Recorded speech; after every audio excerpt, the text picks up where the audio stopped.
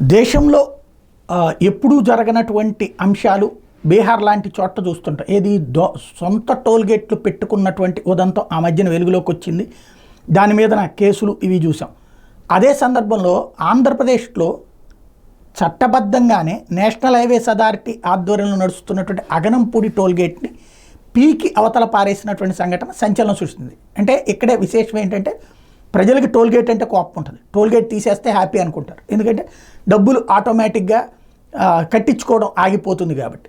నగరాలకి దగ్గరలో ఉన్నటువంటి టోల్గేట్ల మీద మరింత కోపం ఉంటుంది.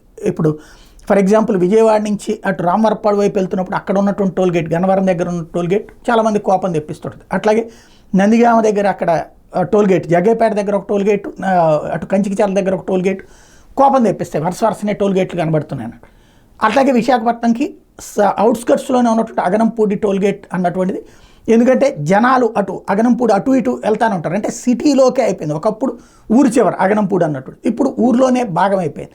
అక్కడ టోల్గేట్ అన్నటువంటి చాలామంది కోపం తెప్పిస్తూ ఉంటుంది. బట్ టోల్గేట్లు ఎందుకు పెడతారు అంటే ఆ ప్రాంతపు ఆ రోడ్లు హైవే రోడ్డు కాబట్టి ఆ హైవే రోడ్డుని గుంటలు గంటలు లేకుండా ఎప్పుడు రెగ్యులర్గా జాగ్రత్తగా మెయింటైన్ చేయడం. కానీ ఆ టోల్గేట్ పీకేస్తామని ఇంతకుముందు హామీ ఇచ్చారు తెలుగుదేశం పార్టీకి సంబంధించినటువంటి నాయకులు, అట్లాగే జనసేనకు సంబంధించినటువంటి నాయకులు.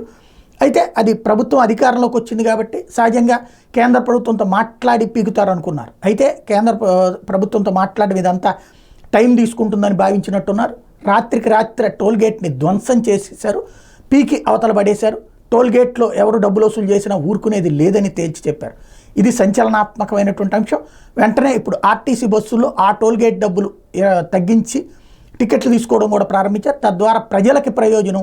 సేమ్ టైం ఈ టోల్గేట్ల విధానానికి ఇప్పుడు ఇదే స్ఫూర్తితో దేశమంతా టోల్గేట్లన్నింటినీ ప్రజలు ధ్వంసం చేసేస్తే ఎలా ఉంటుందన్నటువంటి కొత్త చర్చకి తావిచ్చిన అంశం.